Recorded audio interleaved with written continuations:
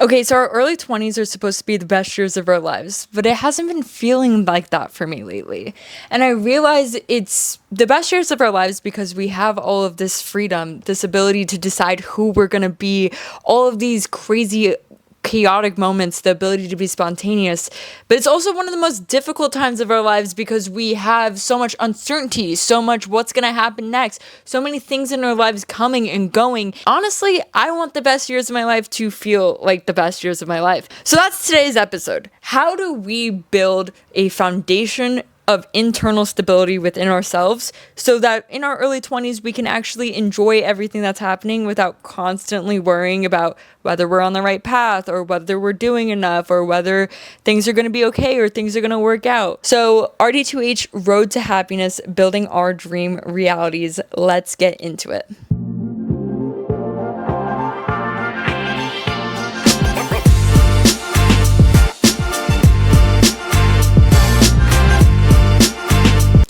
So, as I've been talking about in the last couple of episodes, the one thing that I want in life more than anything right now is stability. And life has a funny way of teaching you lessons the hard way so that you actually learn it. If it didn't hurt, you wouldn't learn. And that is kind of what I've been telling myself lately with every life lesson that comes my way.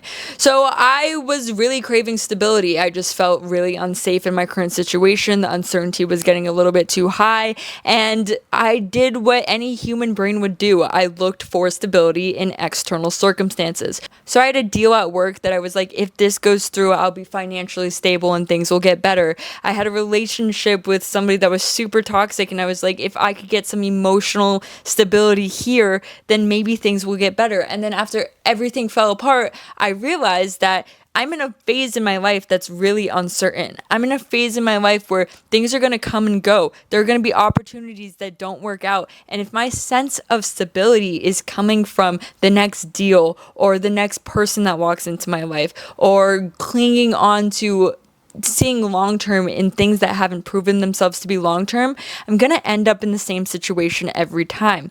So in a phase of my life that has so much uncertainty and instability, how do I build that stability internally so that I can handle whatever happens tomorrow without feeling like my life is falling apart? Because even if you're not in as uncertain of a position as I am right now, you can admit and look in your life right now what you tie your stability to. It could be that relationship. If it ended tomorrow, would you be okay?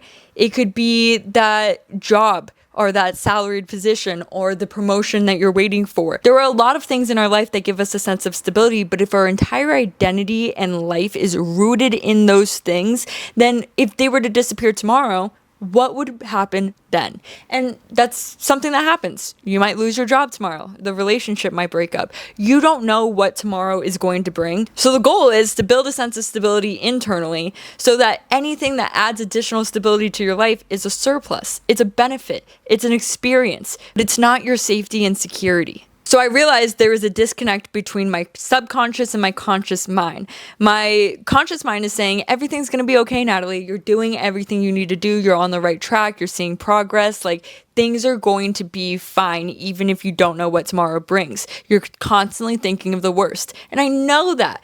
But my unconscious mind is saying, you have not been consistent enough and you have not put the actions in for us to trust you that things are going to be okay. So when your unconscious mind doesn't believe what you're saying, when you say you're going to do a thing, when you say you're making progress, when you say that your habits are okay, when you say that your lifestyle is okay, and your conscious mind is saying that everything is okay, your unconscious mind doesn't believe you because there has been no proof through your actions that you are a reliable source of security for your mind.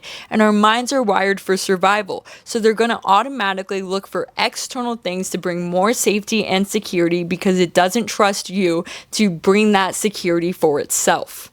So again, our conscious and unconscious minds are different. So all of a sudden, your unconscious mind is clinging to that relationship that you know is bad for you because it doesn't trust that you're going to be okay without it because you haven't done the actions or the work to prove to your unconscious mind that even without that relationship, you'll still find safety and security. So you're going to go back to him again and again and again. You're going to keep repeating the cycle. are that job that you know is below you, and you know you could go out there and you could do something bigger. You could start that company. You could take that risk. You could do that thing.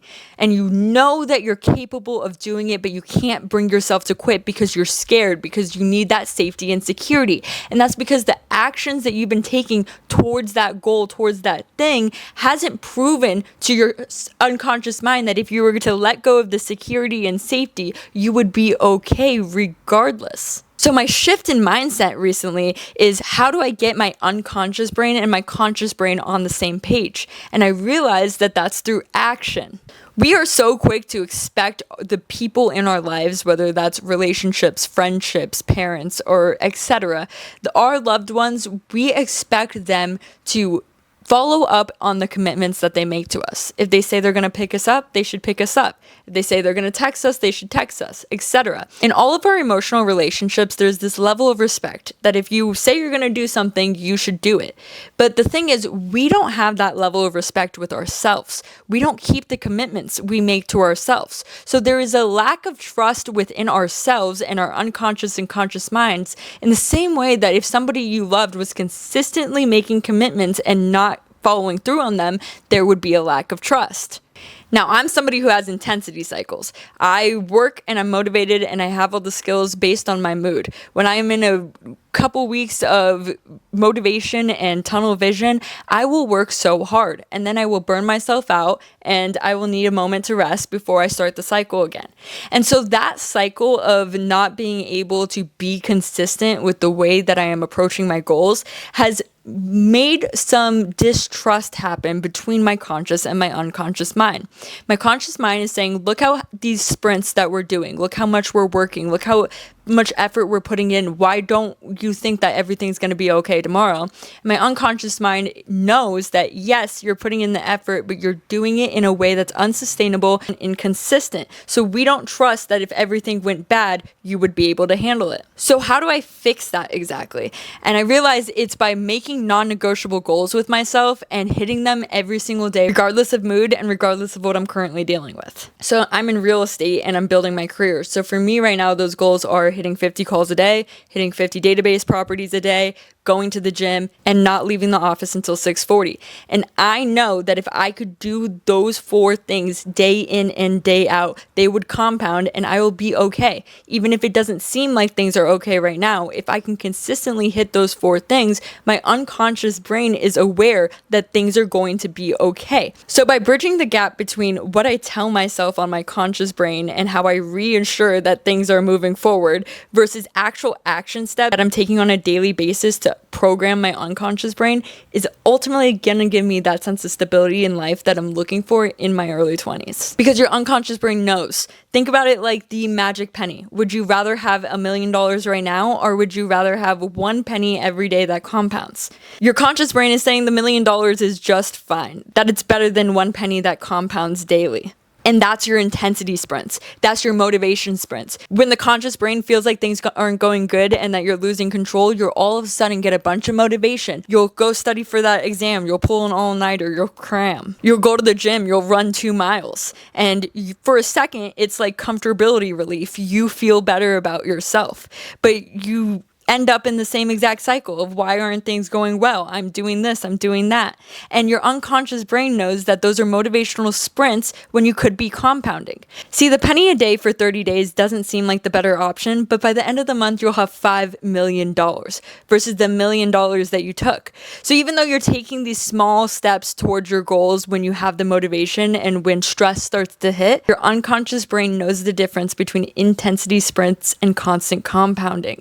So it still feels unsafe even though you crammed and passed that exam. It still feels unsafe even though you ran those 2 miles once. And a lot of us probably think, yeah, well, I just work better under stress. Yeah, I just work better with deadlines. Yeah, I just do my best work when, I wait till the last minute.